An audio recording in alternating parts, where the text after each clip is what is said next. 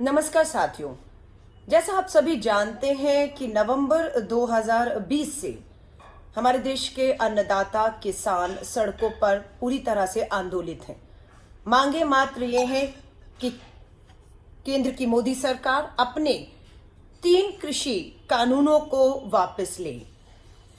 दूसरी मांग कि न्यूनतम समर्थन मूल्य पर कानून लेकर आए। लेकिन अभी देखने में आया कि दिल्ली के अंदर ही दिल्ली सरकार द्वारा संचालित सबसे बड़ी अनाज मंडी नरेला, उसके बाहर हंगामा बरपा। एक मीडिया चैनल ने उस पर रिपोर्टिंग की। पता चला कि वहां जो किसान अपने गेहूं की पहली फसल लेकर दिल्ली की सरकार द्वारा संचालित इस नरेला अनाज मंडी में पहुंचा, वहां पर बाहर तो बैनर लगा है food corporation of India Bharat सरकार का कि गेहूं का न्यूनतम समर्थन मूल्य 1975 रुपए प्रति क्विंटल मिलना चाहिए। लेकिन जब आप मंडी के अंदर जाते हैं तब वहां ये कानून एमएसपी, क्योंकि कानून तो है ही नहीं, और एमएसपी भी लागू मंडी के अंदर नहीं होता। मंडी के अंदर जो किसान पहुंचा उसे जवाब मिला कि आपको अगर एमएसपी पे बेचना है तो आप FCI food corporation of India को जाकर बेचिए। यहां पर जो निजी खरीदार आया है, दिल्ली सरकार की मंडी है, दिल्ली की केजरीवाल आम आदमी पार्टी सरकार इसे चलाती है, और इसका जो चेयरमैन है वो भी दिल्ली सरकार मुख्यमंत्री द्वारा नियुक्त किया हुआ आदमी है, जिसकी कोशिश ये होनी चाहिए कि किसानों को एमएसपी मिले, उनका शोषण ना हो। लेकिन ये अपने आप को मजबूर बता रहे हैं। ये बता रहे हैं कि हम किसानों की मदद नहीं कर पा रहे हैं, किसान का शोषण होते हुए देख रहे हैं, इसलिए किसान को 1975 रुपए प्रति क्विंटल एमएसपी का जो तय दाम है मिलना चाहिए। उसकी बजाय कितना मिल रहा है? 1300। जी हां, 1300 रुपए प्रति क्विंटल। किसी को 14, किसी को 1500 रुपए प्रति क्विंटल। अब मैं आपको बताती हूं, आज भाजपा ने दिल्ली के मुख्यमंत्री अरविंद केजरीवाल के घर के बाहर प्रदर्शन किया, अनाज की बोरियां लेकर प्रदर्शन किया। केंद्र की भाजपा की जो सरकार है, उन्होंने आरोप लगाया कि अरविंद केजरीवाल अपनी सरकारी दिल्ली सरकार की मंडियों में न्यूनतम समर्थन पर गेहूं नहीं खरीद रहे हैं, इसलिए भाजपा ने उनका घेराव किया। ताली एक हाथ से नहीं बजती है। ये वही अरविंद केजरीवाल आम आदमी पार्टी सरकार है जिसने 23 नवंबर 2020 को केंद्र सरकार के इन्हीं कानूनों में से एक कानून पर अपनी मोहर लगा दी, जिसका नतीजा आज ये है कि आज किसानों का शोषण हो रहा है। किसान से जब बात की तो उसने बताया प्रति बीघा उसका जो खर्चा है वो 15,500 रुपया आता है। खाद पर प्रति बीघा 2,000 रुपया खर्च होता है, सिंचाई पर 2,500 रुपया प्रति बीघा खर्च होता है, जुताई पर 5,000, बीज पर 2,000 रुपए, कटाई और गहाई पर 4,000 रुपए। अगर आप उसे टोटल करेंगे, कुल मिलाएंगे, तो इसकी लागत 1 बीघा जमीन जो लगभग 10 से 15 क्विंटल गेहूं देती है, उसकी लागत 15,500 रुपए आती है। और 5 बीघा पर अगर आप देखेंगे लागत जो है वो बढ़कर हो जाती है 77,500 रुपए। अब 5 बीघा जमीन का छोटा किसान अपनी 50 क्विंटल गेहूं को लेकर, क्योंकि एक किसान को एक बार में एक ही ट्रॉली की इजाजत है अनाज मंडी में लाने की, और उसमें 50 क्विंटल यानी कि 5 बीघा जमीन के हिसाब से 50 क्विंटल अनाज ही आएगा, और इतनी की ही एक ट्रॉली में आता है और इतनी की इजाजत है। अब ये 50 क्विंटल अनाज लेकर अगर उसे न्यूनतम समर्थन मूल्य पर यानी कि 1975 रुपए पर वो अपना 50 क्विंटल गेहूं बेचता है तो उसे मिलना चाहिए 98,750 रुपया मिलना चाहिए। उसमें से उसकी लागत 77,500 निकाल दे तो यानी कि एक किसान को 5 बीघा और 50 क्विंटल गेहूं पर 21,250 रुपए की कमाई होती है। लेकिन ये हो नहीं रहा है, उसे 1,975 प्रति क्विंटल नहीं मिल रहा है, उसे मिल रहा है अगर 1,300 रुपए प्रति क्विंटल। 1,300 रुपए प्रति क्विंटल, 50 क्विंटल अनाज वो बेच रहा है, कितने का मिला? 65,000 रुपए। लागत कितनी है? 77,500। 77,500 लागत है, मिल कितना रहा है? 65,000 रुपए, यानी कि 12,500 रुपए का एक किसान को सीधा घाटा है। इसकी कीमत मान लीजिए किसी किसान को 1,500 रुपए प्रति क्विंटल, यानी कि न्यूनतम समर्थन मूल्य से नीचे 1,500 रुपए में भी मजबूरी में अगर वो किसान अपना गेहूं बेचता है तो 1,500 रुपए प्रति क्विंटल के हिसाब से 50 क्विंटल अनाज वो बेचता है तो उसे मिलता है 75,000 रुपए। उसमें से लागत कितनी है? 77,500। मिल कितना रहा है? 75,000, यानी कि उसे 2,500 रुपए का यहां पर भी 1,500 रुपए पे भी घाटा उठाना पड़ रहा है। अब आ जाइए 1,600। मान लीजिए उससे न्यूनतम समर्थन मूल्य जो तय है 1,975 वो नहीं मिल रहा, 1,600 मिल रहा है, तो 1,600 रुपया भी प्रति क्विंटल मिलता है, तो 50 क्विंटल का उसे मिलता है 80,000, जिसमें से 77,500 फिर उसकी 5 बीघा जमीन पर 50 क्विंटल गेहूं उगाने की लागत निकाल दें तो उसे 2,500 रुपए का मुनाफा होता है। 2,500 रुपए का मुनाफा बहुत बड़ा है ना, वो भी तब जब केंद्र की मोदी सरकार ने विश्व में डीजल की कीमतें लगातार गिरने के बावजूद भी देश में किसानों के लिए डीजल की कीमत कम नहीं की, वो आज भी आसमान छू रही है। DAP di ammonium phosphate urea खाद का नाम है, कितनी कीमत थी अभी तक? 1,200 रुपए प्रति बोरी। एक बोरी में 50 किलो आता है, उसकी कीमत कितनी कर दी? 1,200 से बढ़ाकर सीधा 900 रुपया प्रति बोरी, यानी कि एक बोरी पर, एक खाद की बोरी पर सीधा 700 रुपया केंद्र की भाजपा सरकार ने बढ़ा दिया है। डीजल पहले ही बढ़ा हुआ है। GST की बात करेंगे, कृषि उपकरणों पर GST लगा और अच्छा खासा लगता है, जिससे उनके उपकरणों की कीमतें भी बढ़ गई हैं। बीज, खाद, डीजल सब महंगा है।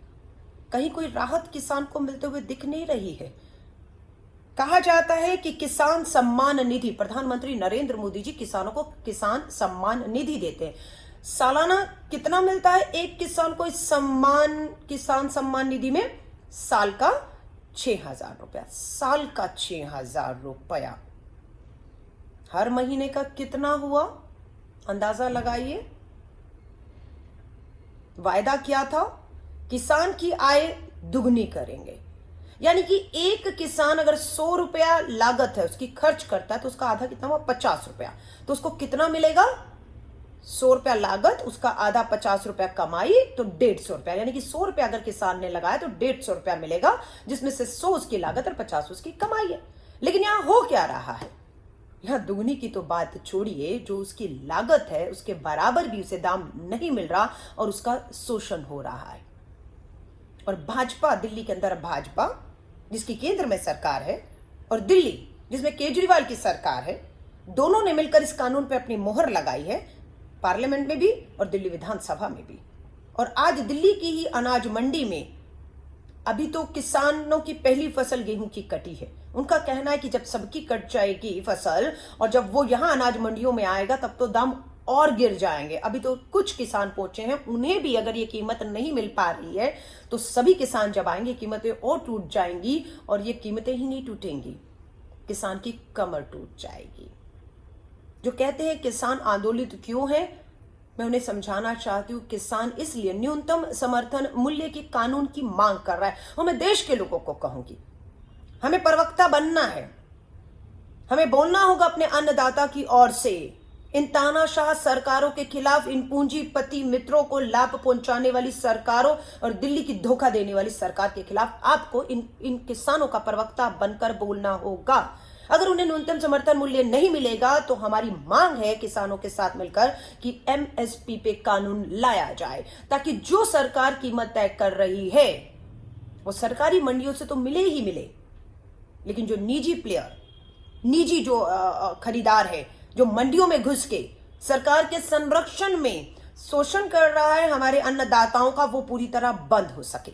मैं अरविंद केजरीवाल जी को कहती हूं, दिल्ली की नरेला की सबसे बड़ी अनाज मंडी दिल्ली सरकार की है, इसका संचालन दिल्ली सरकार करती है। इसका जो चेयरमैन बिठाया हुआ है वो आपके द्वारा केजरीवाल जी बिठाया हुआ है। अगर आपकी मंडियों में आप ही का चेयरमैन या आप हमारे किसानों को न्यूनतम समर्थन मूल्य नहीं दिला सकते हैं, उनका शोषण ही होगा अगर वहां पर, तो आपसे निवेदन है इन मंडियों के कोई मायने नहीं रह जाते, इन पे ताला लगा दीजिए, ताकि आप जो निजी लोगों के हाथों में हमारे किसानों का शोषण होते हुए आराम से बैठकर देख रहे हैं, दलाली खा रहे हैं, क्योंकि जहां पर न्यूनतम समर्थन होगा वहां निवेश जो निजी प्लेयर वो अपना घाटा बता रहा है, और उस घाटा जब होगा तो आपका सरकारों को मिलने वाली दलाली कम होती है।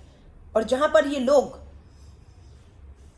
जो आप ही की सरकारी मंडियों में आकर न्यूनतम समर्थन नहीं, किसानों का शोषण करके कम दामों पर उसकी फसल जो है वो खरीद रहे हैं ताकि उसे मुनाफा होगा, तो आपकी दलालियां बढ़ेंगी।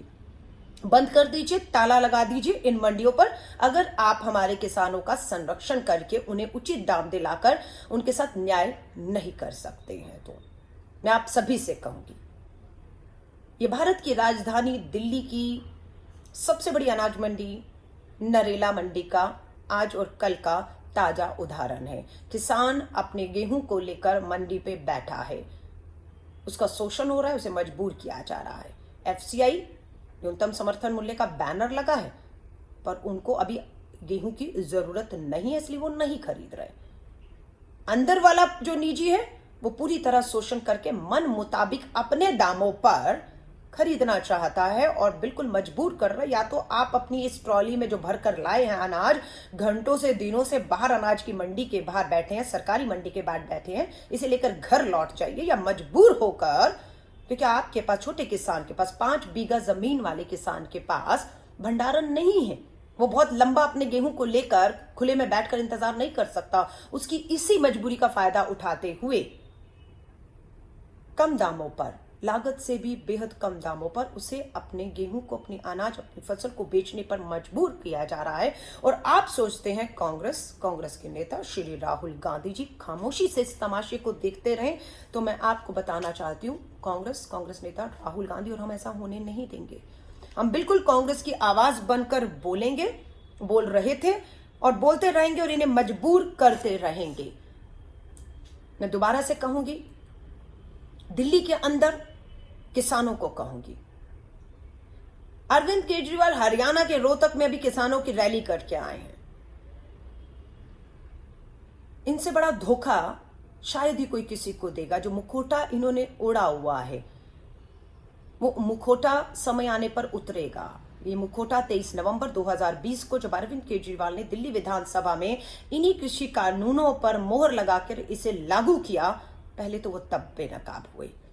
और जब किसान आंदोलन हुए, किसान आंदोलन में 26 जनवरी का दिन हम सबको मालूम है, किसानों को गिरफ्तार करके आंदोलन भारत बंद को विफल बनाने में केजरीवाल पूरी तरह से केंद्र की भाजपा सरकार के साथ शामिल थे।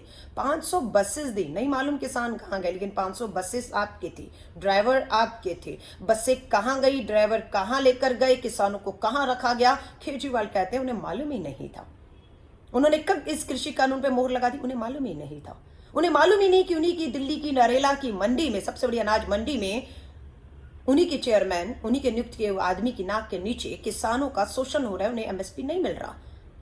और इस पे भाजपा अपनी रोटियां सेकते हुए केजरीवाल के घर, मुख्यमंत्री के घर के बाहर प्रदर्शन कर रही कि केजरीवाल न्यूनतम समर्थन मूल्य नहीं दे रहा। लेकिन भाजपा ये नहीं बताती कि आपकी क्या मजबूरी है कि आप न्यूनतम समर्थन मूल्य पर, जो किसानों की मांग भी है, उस पे कानून नहीं ला रहे। क्या मजबूरी है आप?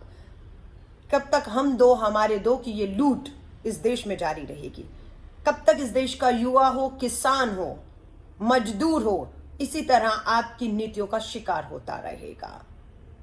राहुल गांधी जी आवाज उठा रहे हैं, कांग्रेस फिर उठा रहे हैं। हमारी 3 मांगे हैं।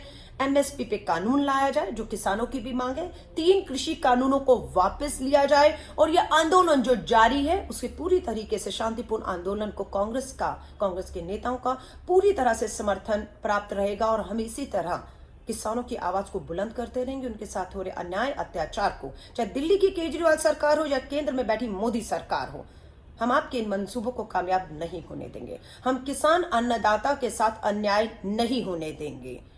हम बिल्कुल मांग करते हैं जो न्यूनतम समर्थन मूल्य तय है उस पर मिलना चाहिए, वरना अपनी मंडियों पर, सरकारी मंडियों पर जहां किसानों का शोषण हो रहा है उस पर ताले लगाइए और सत्ता से हट जाइए। नहीं तो ये जनता, ये किसान, ये युवा, बेरोजगार, ये गरीब मजदूर आपको सत्ता से पे बिठाना जानता है तो आपको सत्ता से बेदखल करना भी जानता है। जय हिंद, जय भारत।